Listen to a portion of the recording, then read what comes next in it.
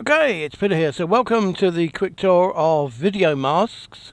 So you can use these as full video assets, but the main idea of this is to use them as more interesting thumbnails, because the thumbnail is the bit that gets the initial view. So without that, we're kind of, nowhere. So anyway, so the basic idea is that, you have your normal kind of image. Like this is a nice image, but it's just a picture. There's nothing remarkable or eye-catching about it. So what we have is we have these little kind of shape layers, really, and they're kind of positioned as they are, but because they're on a layer, there's nothing to stop you, moving it around to reframe, your picture, or you could, move your picture if it was big enough, to fit in the frame instead. So let me just undo that. So sometimes they may seem too drastic or too fake or whatever, but what we can do is we can just click on I'm using the free photo editor, online photo editor called pixlr.com. So if you don't own Photoshop, you can use this and do it exactly in this kind of way. So it supports layers. There's our layer mask, and if we click this little icon here, we can see you get the opacity come up, and that means that we can just make it very subtle. Also, if we want to, click on it, take it off, we can recolor it under adjustments and hue, and it's best to probably put the colorize on because it's just a shape, it's not a photo, and then you can just change the hue there. So if you want to add a little bit of color to something, you can do that. You can do the other things with it as well, make it deeper color as well and whatever. But it's mainly faint because I took the transparency down. So if we bring the transparency back up, you can see. So we can be as subtle as we like about it. It just adds that little something to the picture that just makes it that's an ordinary photo, and that isn't.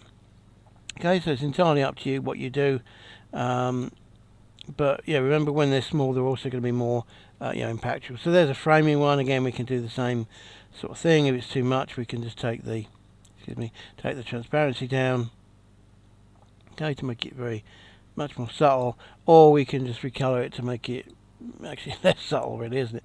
So turn the colorize on, and then the hue is just a color, and you can make it fit any color kind of idea that you like. Okay, so and that one's obviously framing the the photo, and if the photo is big enough, you can zoom in and do whatever you like. So that's two of the that set. There's different ones. So that's a partial one. Again, that'll look better when it's in bits. Sorry, not in bits. When it's with the transparency mask on.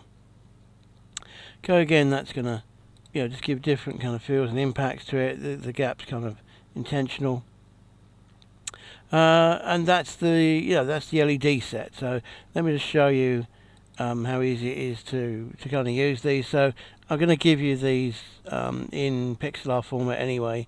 But if you do want to do them manually, although you buy the full set and you want to add them yourselves, because I can't do the full set for you because that comes in Photoshop format really. But all we do is we just get these layers. You can import them all at once. You see how I import them all at once, and they'll come up in these different windows. So then it's really easy to to move them over. Just pick up the layer and just drop it, and if you just drop it in the middle, it will automatically center like that for you. Okay, because I can't see, there it was. Okay, so we've done that one. Then we might just bring this in. It doesn't really matter what order they're in. Again, if you just drop them in, we'll worry about turning them off in a minute. Okay, let's have that one.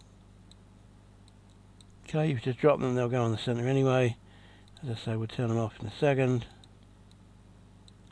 Okay, you just literally drag them over like that. They'll automatically center, and it's all pretty easy. And here's a color one, which I've already colored for you. Obviously, you can color them yourselves, but that one was just pre-colored for you. So now that they're all done, actually I forgot what that one was called. Hang on. film portal, right? Then it's good to just rename them. Just normally we just, there we go, double click to rename them.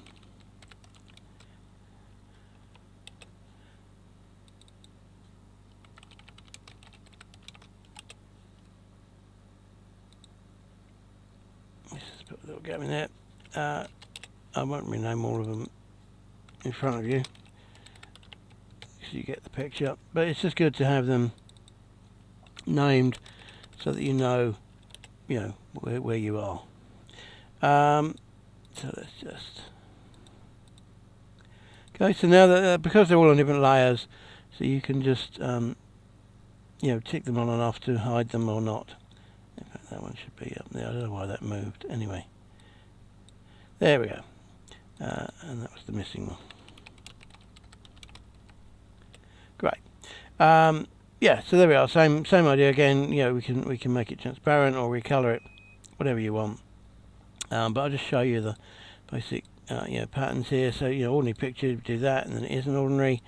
Same thing with that. Again, that may seem too much, so we can just go into the opacity down there and just change it so that it's however subtle you want it to be, and it just gives it that little hint of something special. Or if you want, you can be more dramatic about it, and then, as I say, you can go to adjustment, hues and colours, turn colorize on, and then just change the colour, to be whatever that you want. So like that, and then again we can change the transparency of that as well. Just give it that little green glow, but again it's going to focus on the the main part of the picture because of the the colouring. So that's basically the plan. Obviously we can change the colour again. So there's a double colour window one, and then there's a triple window kind of one. So you can see it looks like she's kind of looking out of a boat or something like that. So that's that. So let me just quickly bring the other ones in, because you get 3 in the taster pack.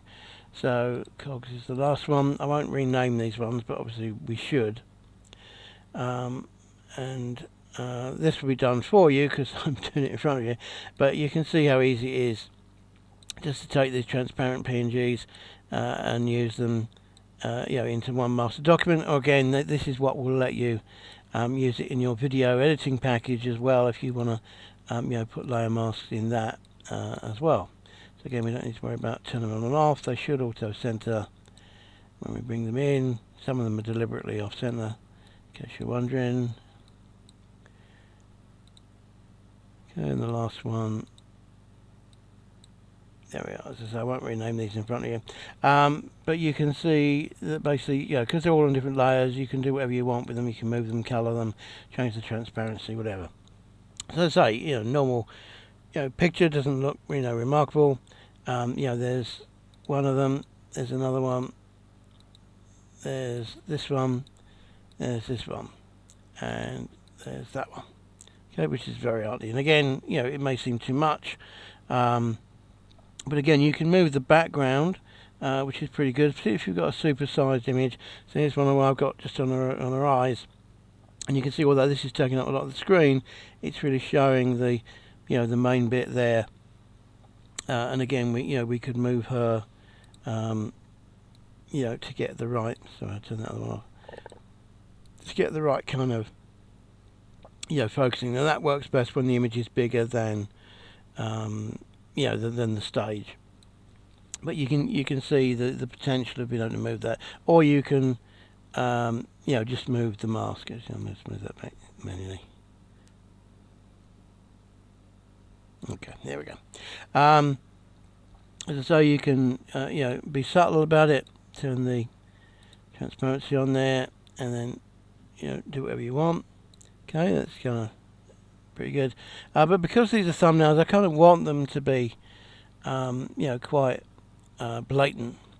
So turn colorize on, and I could pick my channel color. Let's say that's my channel color, and then the reason why I've tended to put so much white space in them is so that we can add text. and we could just position the text however we want, so that it shows on the mask. Or obviously I could change that text or make it wrap or whatever. Or we could do what we normally do if there's text and the picture behind it is kind of masking it, is we can put a little mask on. So this is just a square shape from wherever it's gone from. No, lost it. That one, sorry, from the mask here. And again, what you can see is I've actually done the transparency on that as well, because it was just black, and then we can just fade it out to show the hint of what's going on but keep the text readable. Okay, so we could do that. For this particular one, I'm actually going to move the text, I think. Should I do that? And I'm just going to edit the text. So just get the text tool back, and I'm just going to put that on the line below. There we go.